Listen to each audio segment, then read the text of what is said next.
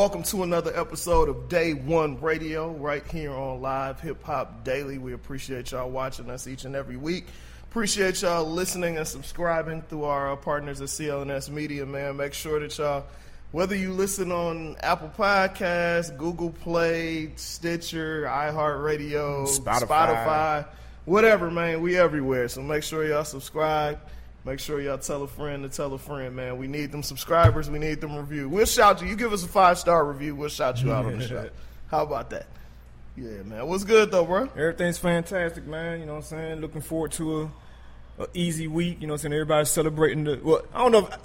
Do we celebrate 4th of July, or do we just – man, I got the day off and I'm at the house. You know what I'm saying? Does that count? We celebrate the off day. I don't know too many people celebrating the 4th, man. Like – that ain't really my get down. No disrespect to anybody who does. I do want to say though, hold on, let me look this up real quick. I thought it was pretty cool.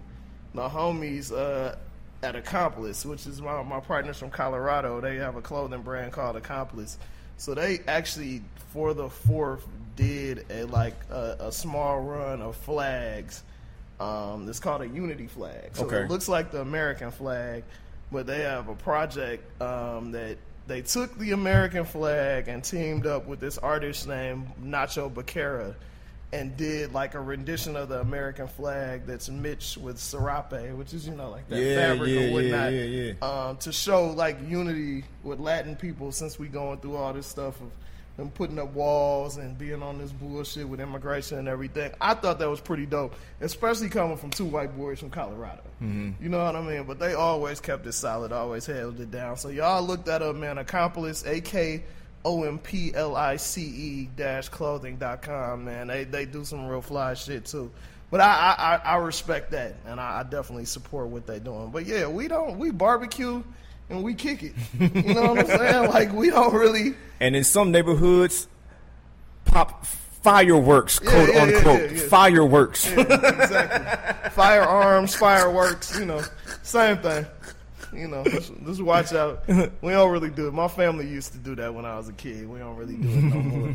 I don't think we knew back in the day that when the bullets go in the air that they come down on stuff and people. We wasn't really thinking about that back in the day. But, hey, thankfully no one got hurt. It was the 80s and 90s. Don't worry about it. Well, yeah, man. So that's cool. It's I'm happy to somewhat have the day off, but it is what it is. But it's a lot going on, bro. My phone been ringing off the hook since yesterday. And why is that? Text messages and people talking crazy because I'm like the only real Warriors fan that most people know.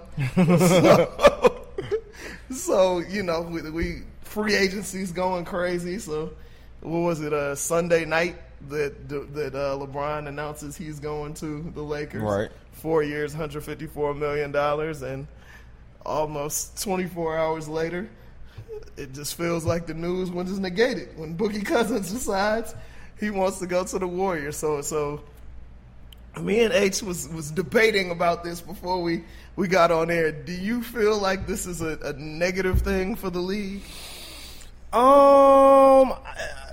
I don't know if it's like as negative as people are making it out to be, but I mean, I would like as a person that watches basketball, has been following the sport, it's like, I mean, I don't want to see another all NBA player that was once the face of a whole nother franchise. Oh, that was trash, though. No, I'm saying that's like being the best rapper in the St. Lunatics. This man is a all NBA player, multiple time All-Star, joining a team that already has 4 of those kinds of players. So as a person that is a fan of another team or a fan of duality, a fan of balance, no, I don't really want to see that. One thing, but I am happy for Boogie in the fact that, okay, this gives him a chance to, like, if he's ready for it, if he gets back healthy, it gives him a chance to go into the postseason because it's obviously where the Warriors are going again this season.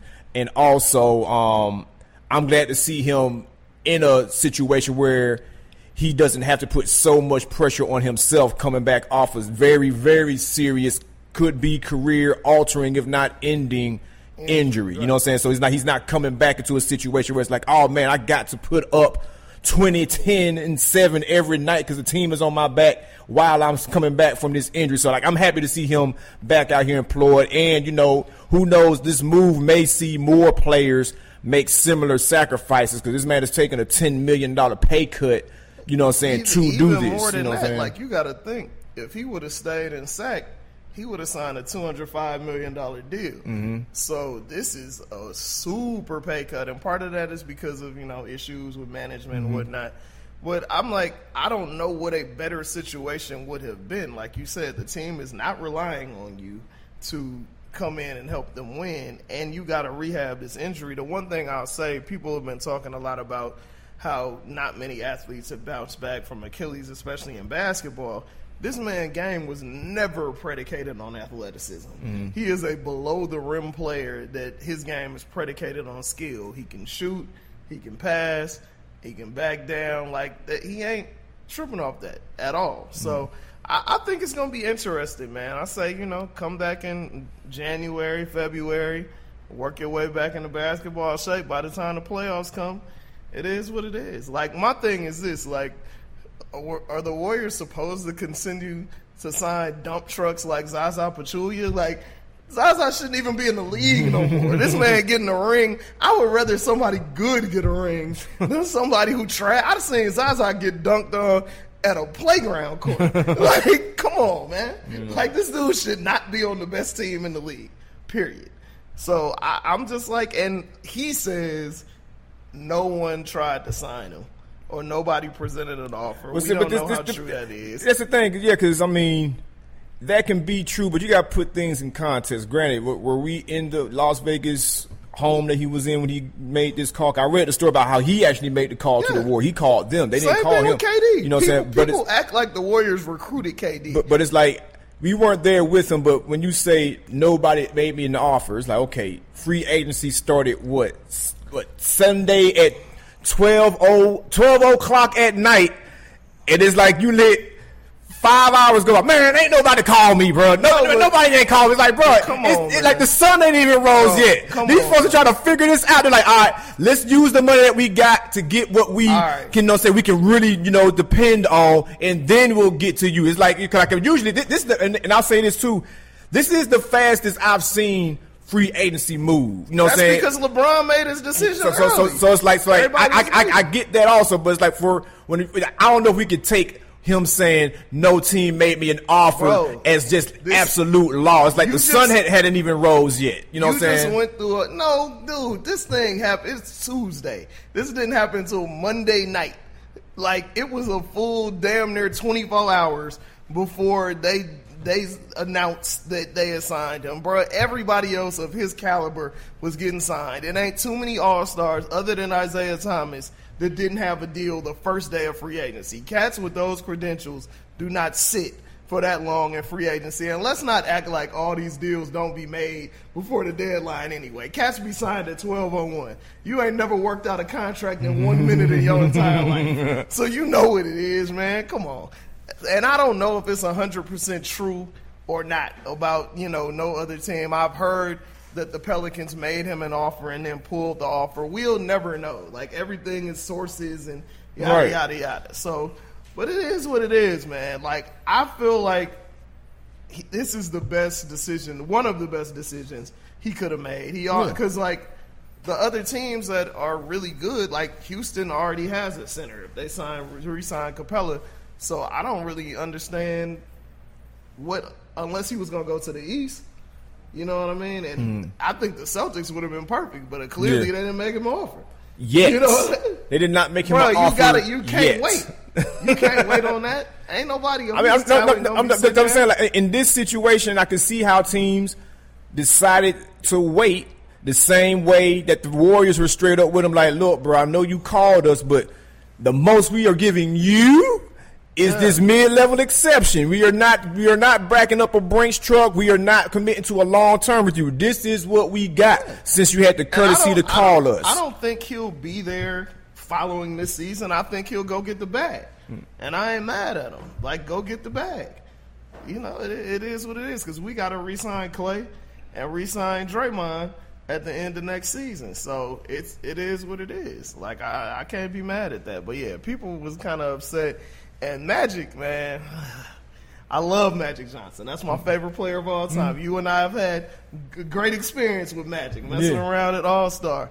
But when you really think about it, bro, you can't be out here giving KCP $12 million a year, giving Rondo $9 million a year, and you could have signed Boogie for maybe 10. You know what I'm saying? Mm-hmm. Like, you can't do that. Especially because it ain't no guarantee Kawhi is coming through that door. Mm-hmm. Like, I don't think the Spurs don't look like they trying to budge. Well, it's like, from things that I've read, it seems like the KCP thing might have been that's a clutch thing. So like that kind of had to happen. You know what I'm saying? Because hell, he was the main culprit in the whole tampering thing. You know what I'm saying? So they kind of had to do that, like on the Bro, that's with the Rondo. It's like, I think I want to think that they're doing this. They probably did not see everything that they want to see out of Lonzo Ball, you know what I'm saying, last season. Granted, they handed him the keys hella early, you know what I'm saying, handed him the keys hella early, and now you bringing in LeBron, this whole circus, you know what I'm saying. It's like, so they're going to need some kind of solid veteran point guard presence LeBron in that. Is a point guard. You ain't never seen Rondo play effectively off the ball. So that lets me know one of two things. Either they don't believe that Lonzo will be 100% healthy by the time the season starts, or be able to stay healthy throughout the season, or LeBron is committed to playing off the ball. Because Rondo is essentially useless if he's not dominating the ball. He can't shoot. Like, he's not going to be slashing to the rim. Like, he's 6'1". He got a hell of a wingspan, but he's 6'1". Mm-hmm. Like, it's not going to happen. So that means, to me, Rondo is dominating the ball, and LeBron is going to play off the ball, which I think is better for him anyway. But at the same time, it's a 1-year deal. That's what I'm saying. It's like that they had to bring him in for that exactly. You know what I'm saying? To be that dominating presence on the ball, and to probably take some of that load off of Lonzo, because they might have not been impressed with what they saw in the first year. And I mean, LeBron had to play ball heavy all last year because, you know, he didn't have a Kyrie there to share that load with. Shit, you know what I'm saying? When Kyrie was there, Kyrie could play off the ball because Kyrie can hit open jump shots.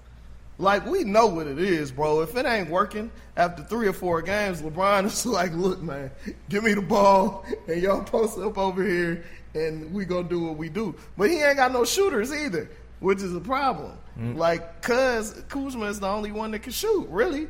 Like, Lance Stevenson shot 29% last year. KCP ain't a consistent shooter. We know Rondo can't shoot. Like, I don't know what Brandon Ingram can't shoot.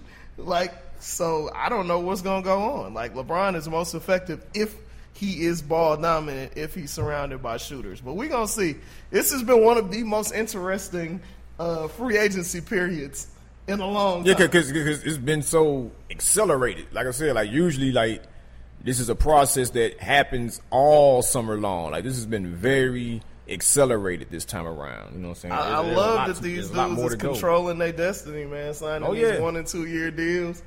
Like, man, I'll be locking in for 6-7 years and stuck on the team, man. Get your money, man. Go where you want to go. Play where you want to play. I think we're going to see a lot of different things happening in the NBA. Hell, we're seeing it right now, but even in the future, because I was reading in Bloomberg Business Week about how them reshifting the developmental league, which is now known as the G League, right. You know what I'm saying, where they're positioning that as a real solid alternative to going to college. You know what I'm saying? Well, know why that is.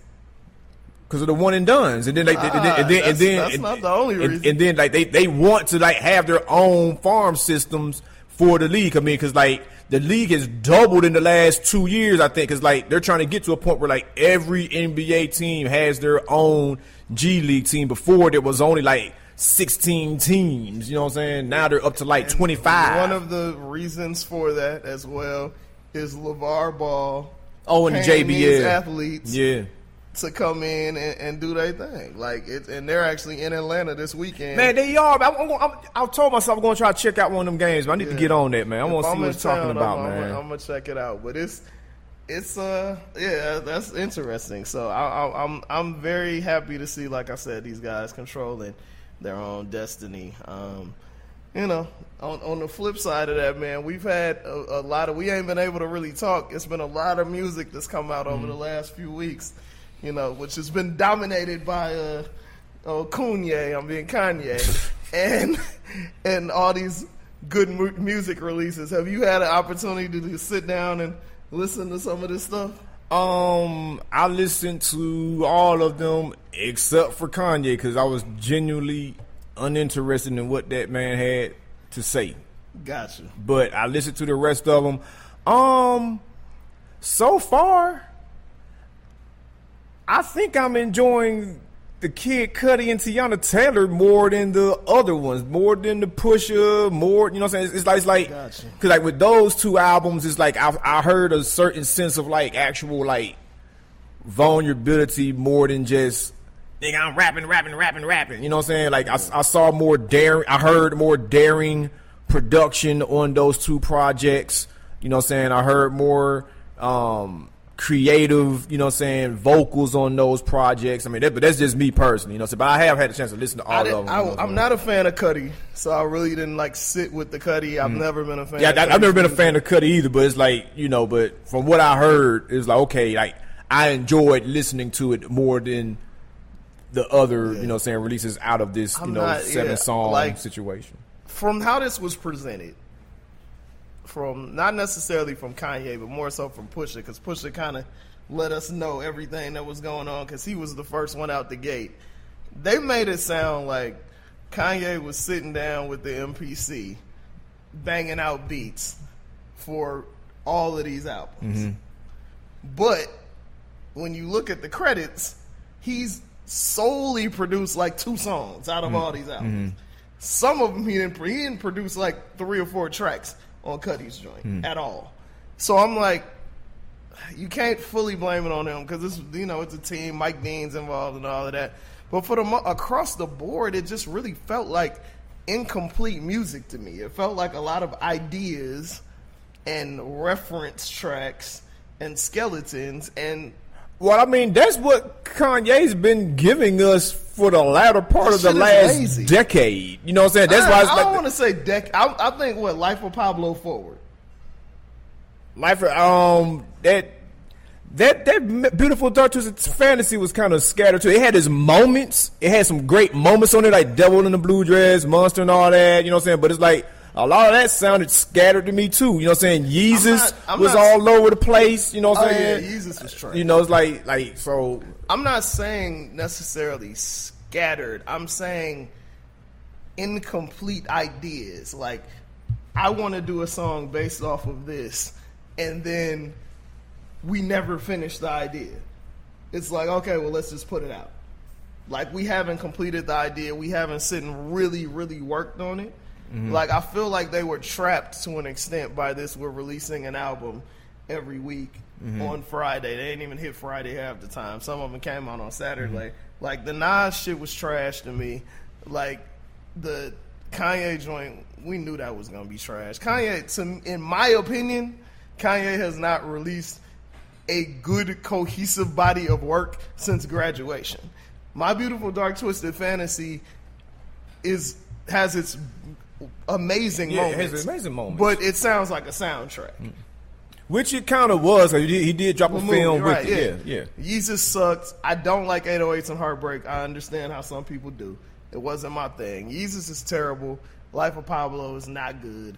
Like, but I feel like he's reached the level in his life as an artist where it doesn't matter what he drops.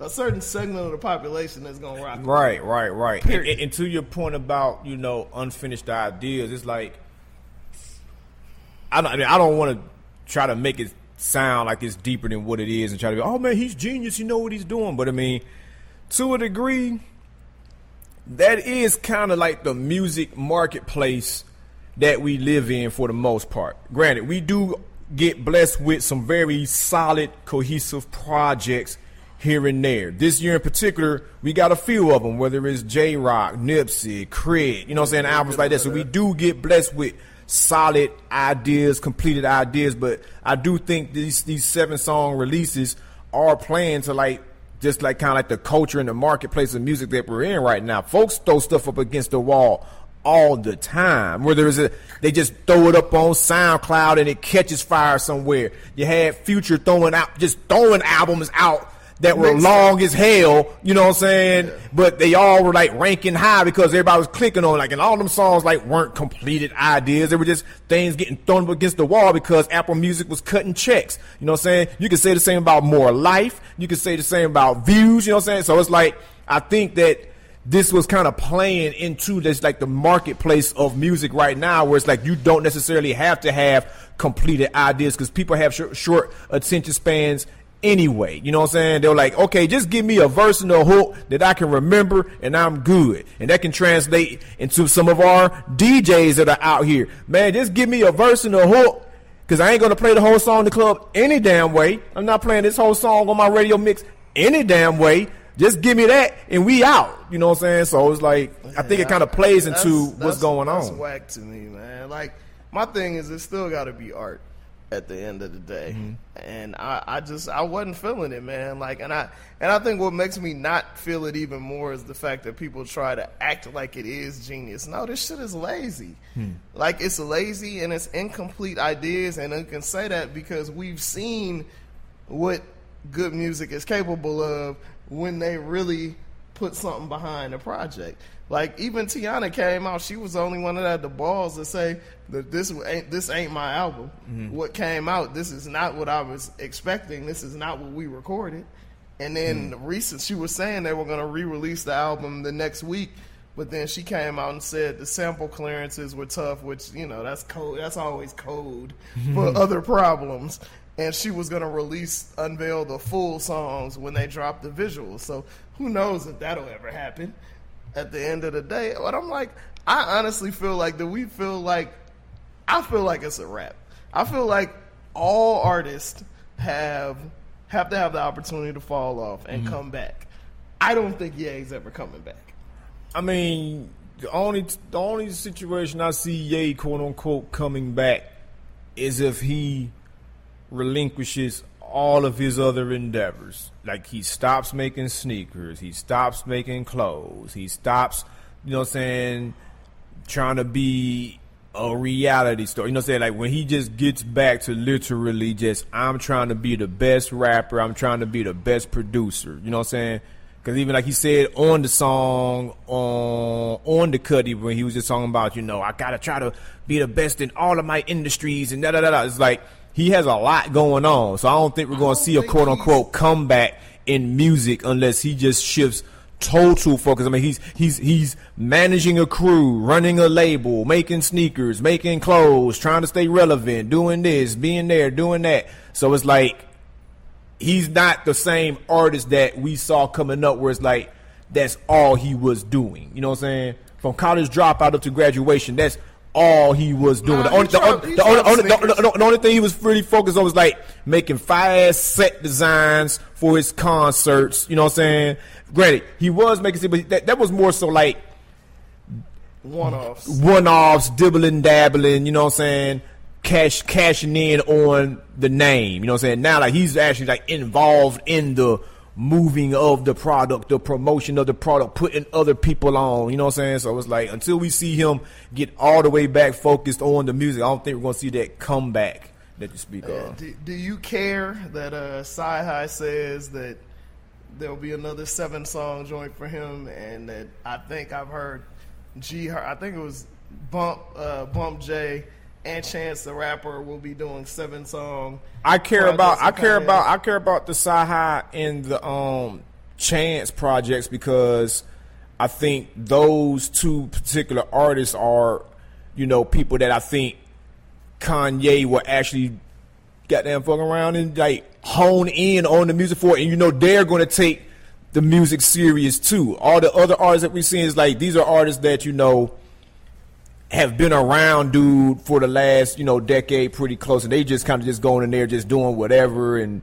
figuring, oh man, people gonna love whatever we put out anyway. You know what I'm saying? We haven't heard a whole Chance and Kanye. We haven't heard what that could sound like. You know what I'm saying? It sounds like you still have faith. No.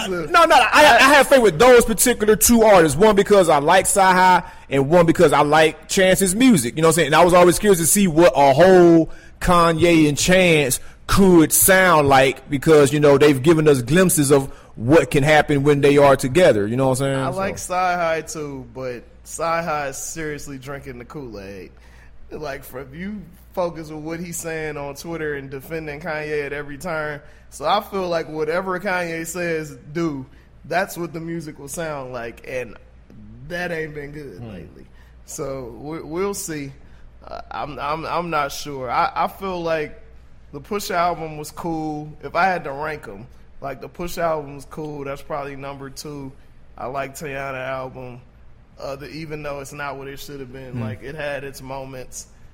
I'm not feeling Kanye joint, and I didn't listen to the Cudi joint.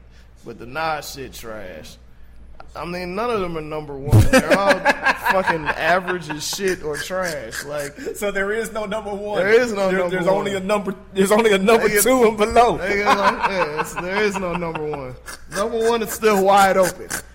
Whoever, if the Chance or whatever. But yeah, I'm like, for all the hype that came with this releasing 7 songs and all this stuff around it, I feel like if the hype wouldn't have been around it, these joints would have failed miserably. Like, they needed to do all that extra talk and all them interviews and going on TMZ and yada, yada, yada to make people pay attention, because they would have sucked. Like, ain't nobody talking about none of these projects. Like, and we within the last 3-4 weeks. And I still, like, granted, I don't even be out in the street like that, but I still kind of gauge things on, like, am I hearing people riding up and down the street? Am I hearing this in folks' car? You know what I'm saying? It's like, I was hearing Nipsey in folks' car. You know what I'm saying?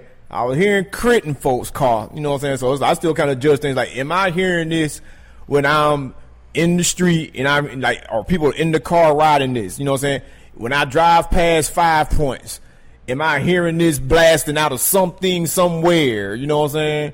Am I hearing this in certain stores? Like, not Urban Outfitters and shit like that, but like spots. You know what I'm saying? Like, am I having conversations with these albums with, you know what I'm saying, the homies like Sean Dew and Kumite at Walters? You know what I'm saying? Am I hearing cats talk about this at the barbershop? You know what I'm saying? You're not. So, not at all. One, I will say, and we'll get into some of the other stuff, but I will say the album, to me, that you hearing people, and probably because it was a slow burn and they're actually rolling it out correctly, is that J-Rock Redemption.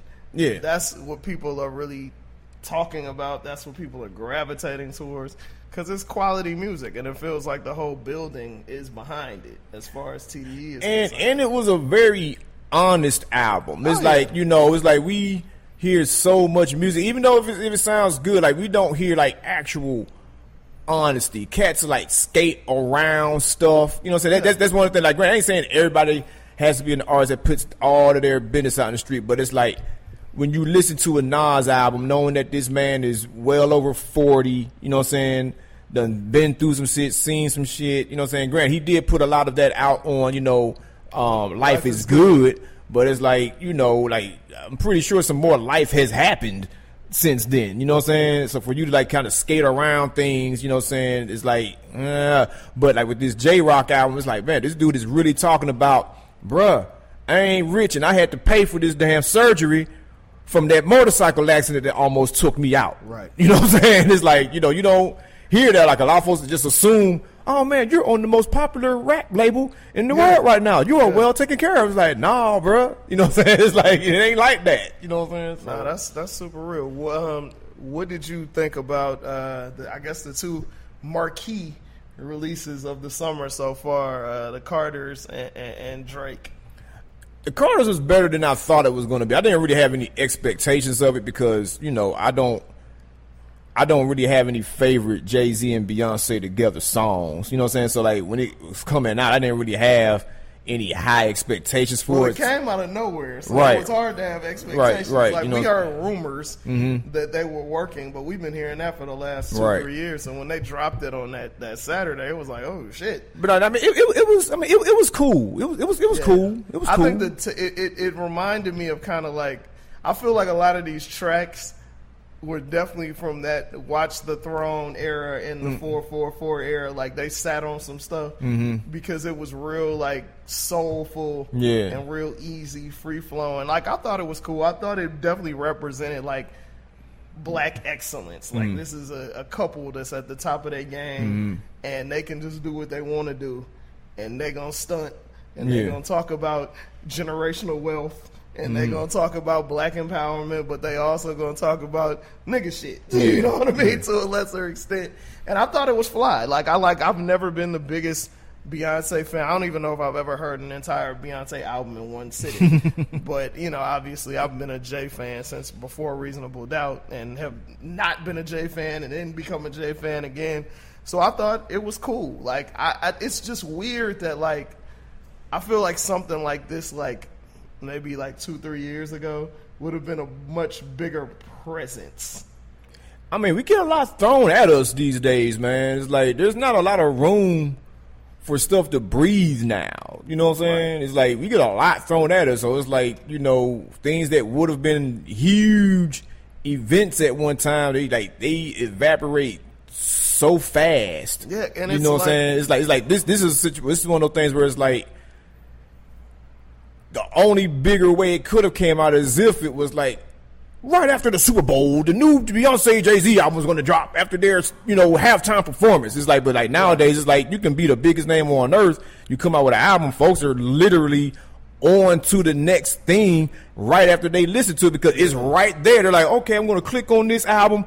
Done with that. I'm about to click on this next album that's right here under my thumb. You know what I'm saying? I feel like for artists of their caliber, the fact that this is not like through Sony or through whatever, like I don't even think they're working at a radio. I think they're just doing their tour because this tour started overseas, right? Yeah. So it's like it could be one of the things like this all you hear driving through the hood in Paris since they started their tour in Europe. But it'll come here because it's weird. Like instead of like the radio budget, people will drop visuals, and then you have the super exclusive stuff through Tidal. So it's like a different business model than the average situation. Because people was talking about the first week numbers, but it's like, dude, they released it on a Saturday, so they lost a day there. I don't think it came to Apple until like that Monday or Tuesday, so you lost 2 or 3 more days there. So it's like you really can't pay attention to numbers if it's not available everywhere. And Tidal only has 3-4 million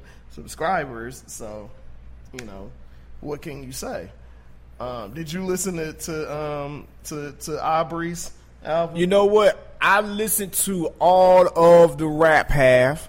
And I'm gonna pat myself on the back because you got through it. Because I got through it. This is the first Drake project that I've gotten through in years. Because, like I've said before on this show, that music tends to be hazardous to my health. I tend to fall asleep at the wheel on 20, on Memorial, wherever I'm driving, trying to listen to this man's music. But I did make it through the rap path.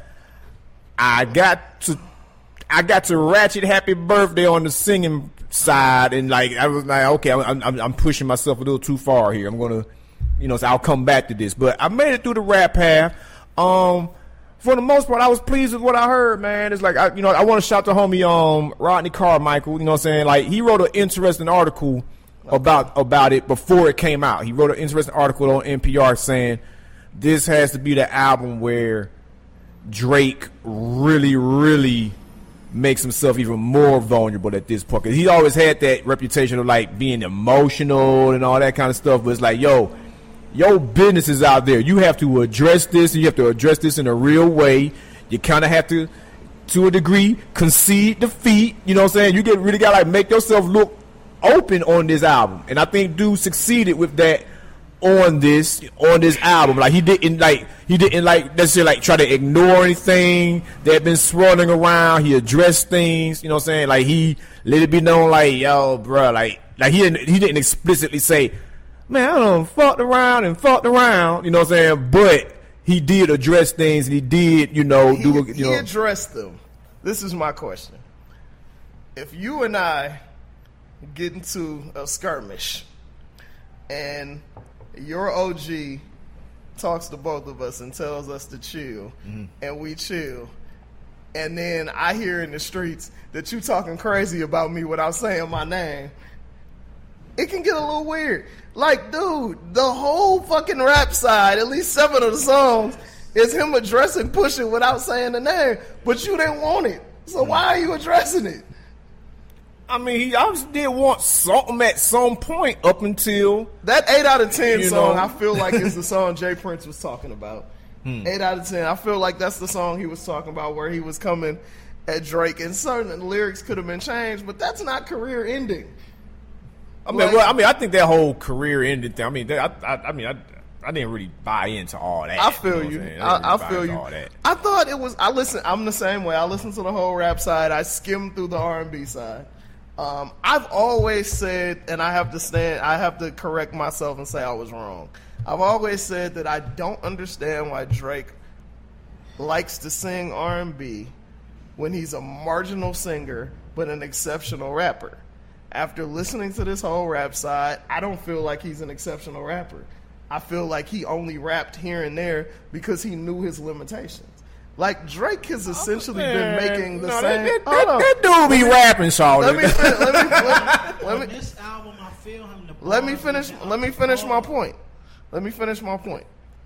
I feel like Drake is capable of being an exceptional rapper, but I feel like he's trying to be something. I feel like he's a caricature. Like he is a prisoner of his own success.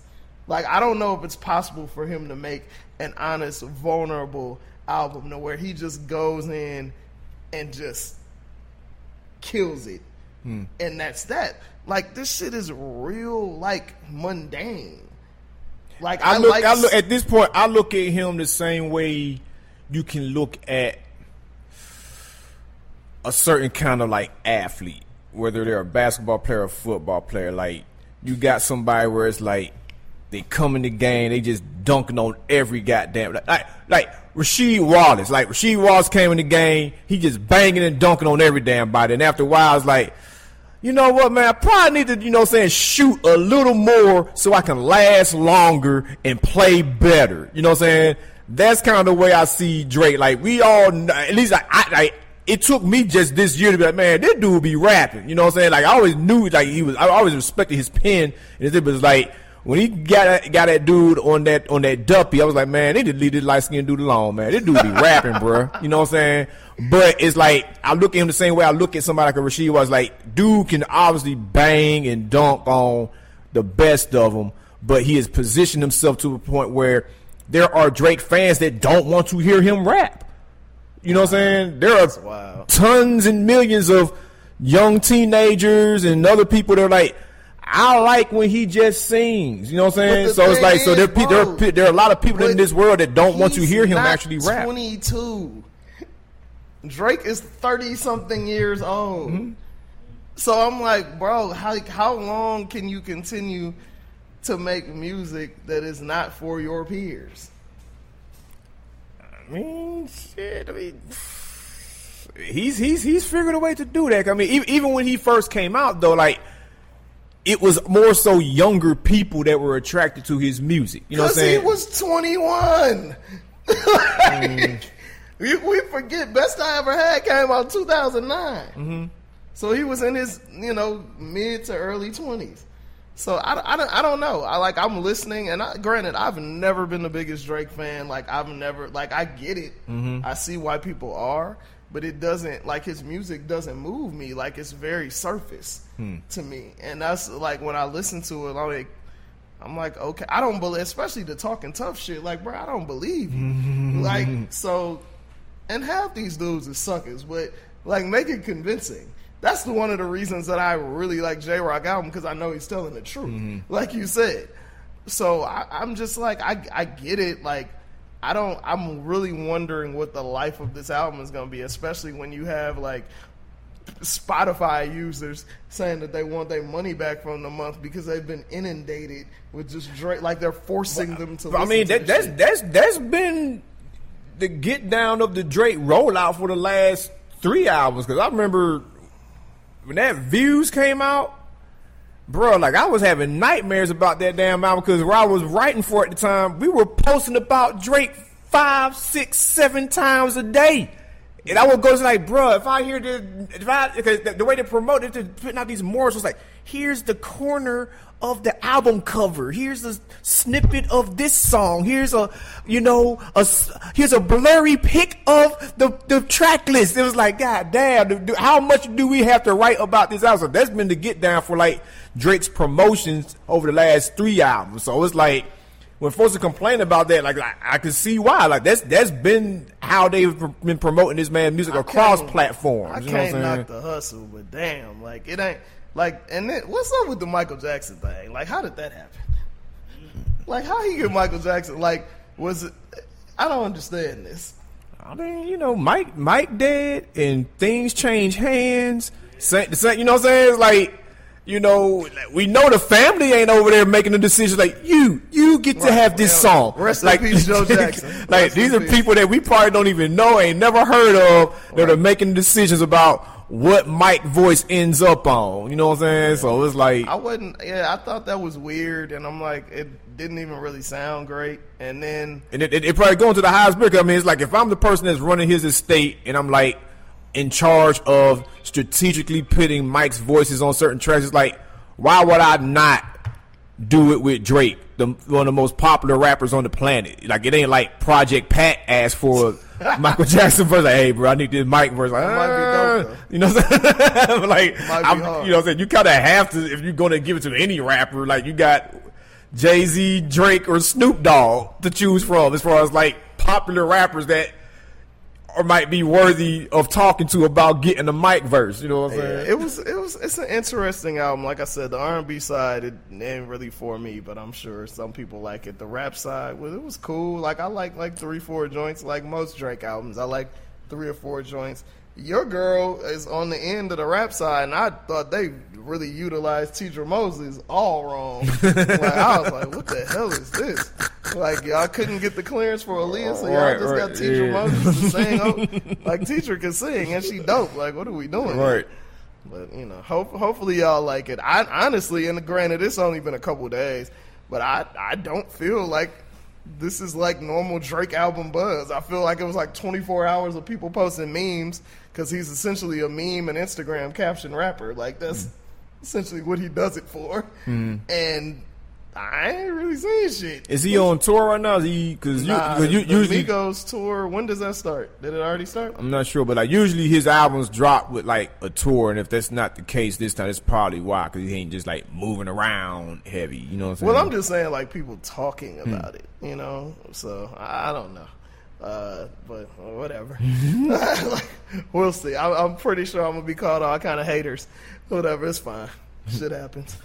Can I ask you a question? Did you think that Pusha T made him change the album?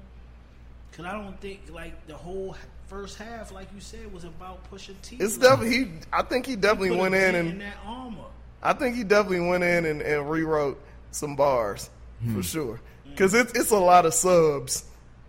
At the whole first side? Yeah. A lot of subs. I thought Jay Prince said you're not supposed to put the artists out here. Yeah. Do y'all respect subs? Not yet. Subs, like he's like, not really. Like if it's clever and pointed enough to where it's like, I know who you talking about, I can. But it's like if it's just kind of thrown out there, it's like, oh man, I wonder who he's talking about or who he's afraid to talk about. Like, no. But if it's a thing where it's like, if it's cleverly put and it's like, okay, I know who this person is talking. Like if it's something on the level of like Biggie on Brooklyn's Finest, you know what I'm saying? Yeah. Like, you know what I'm saying? The Faye had Tupac, baby, Tupac. You know what I'm saying? Like, if it's on someone on the level of that, yeah, but if it's just something that you just throwing out in the wind, like, guess who? It's like, like with Jay. Like Jay is a perfect example. Like Jay always drops subliminals at rivals, That's but why I say you gotta respect it. It's fire. But the song that people respect as a diss song from Jay-Z is Takeover. Because he went for the jugular. So if it's leading to something, I get it. But I don't, I don't know, man. Like, I'm just like, dude, if you gonna come at somebody, come at somebody. Like, period. Like, you ain't finna do shit. Like, so just leave it on wax. And y'all come at each other and tell the weed carriers to chill out. Hilarious. And that's that.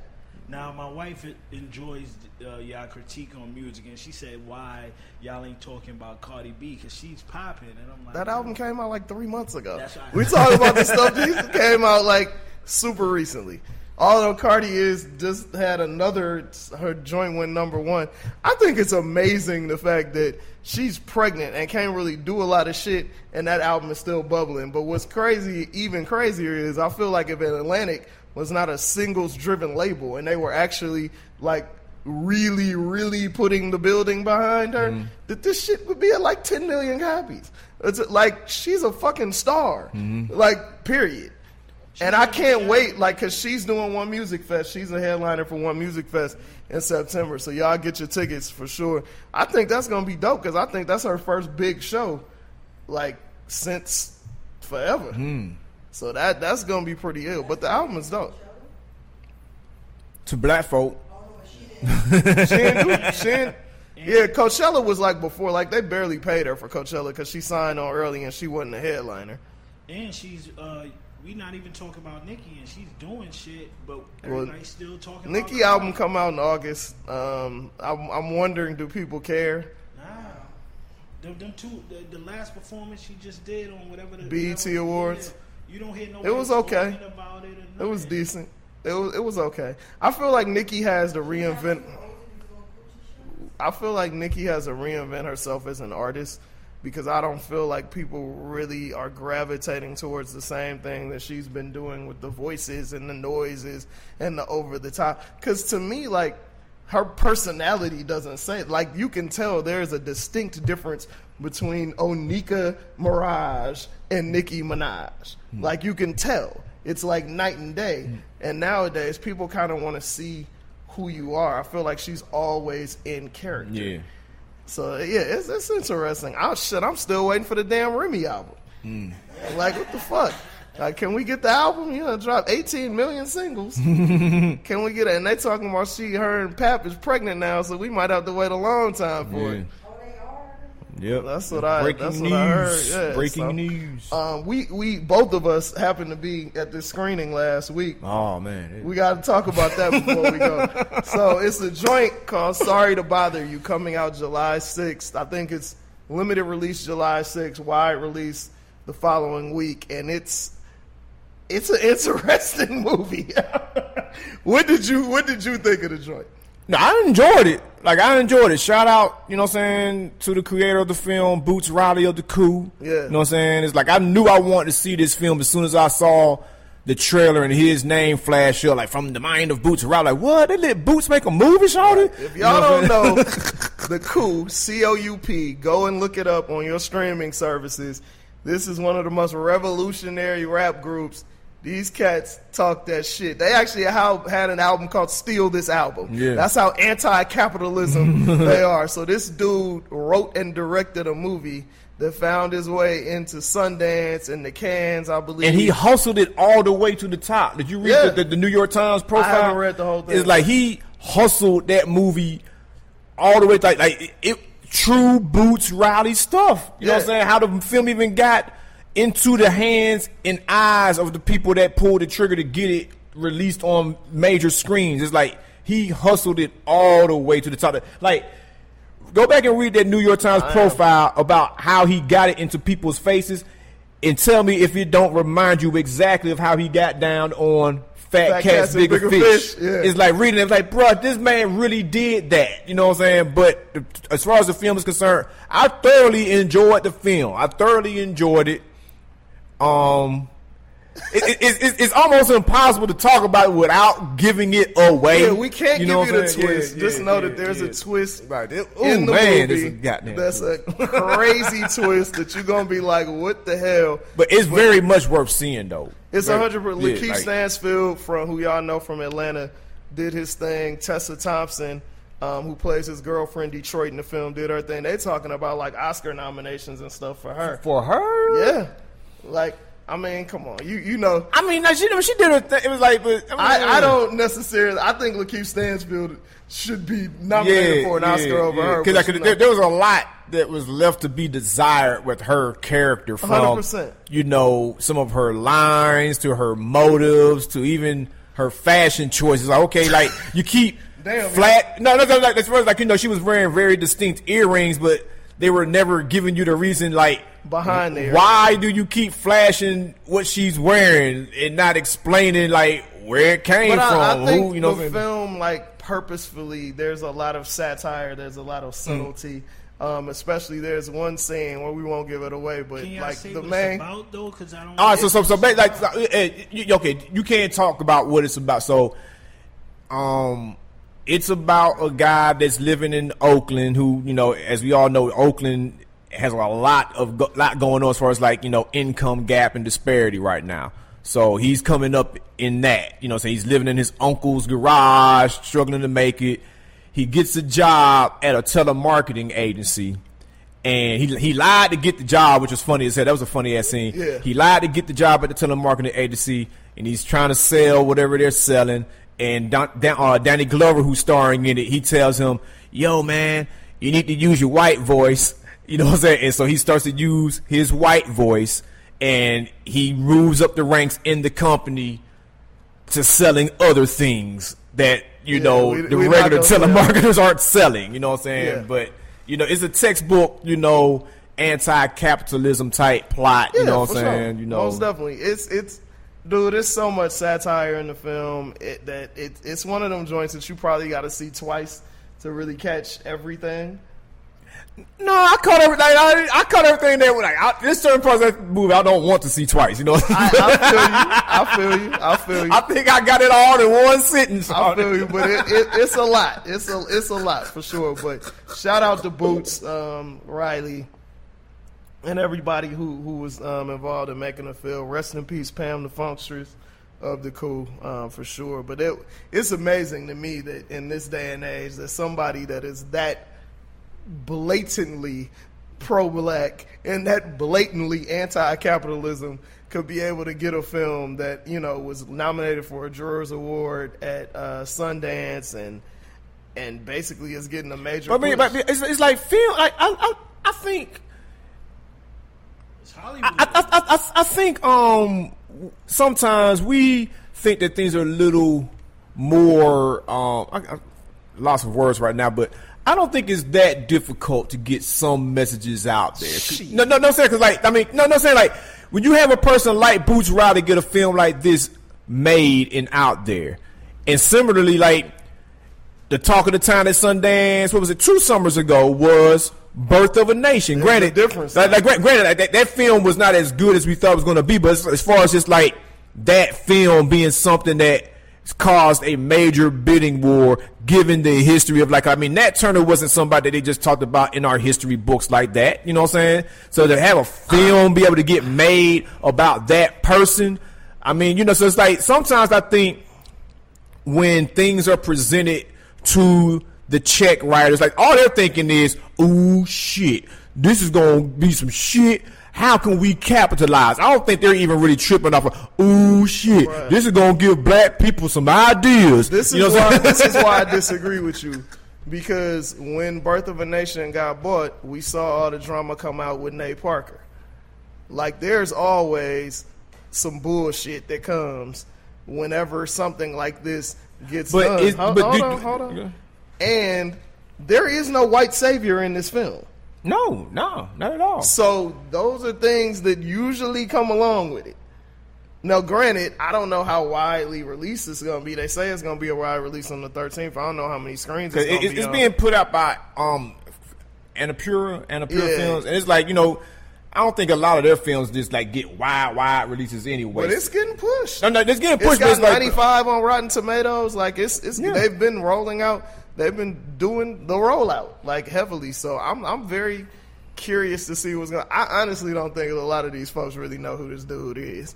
Like, and I think they gonna know who he is before it's all said and done. Don't let this man win an Oscar. That speech is gonna be one for the books. Believe it. Please believe it. But before we get up out of here, man, some could be good news. Have you heard that C Murder may be getting released? Yeah, I heard that. And I say good news because the streets been talking for a decade that C Murder is not the person who committed this murder of the kid in New Orleans, and the person who the streets believe did commit the murder is no longer living.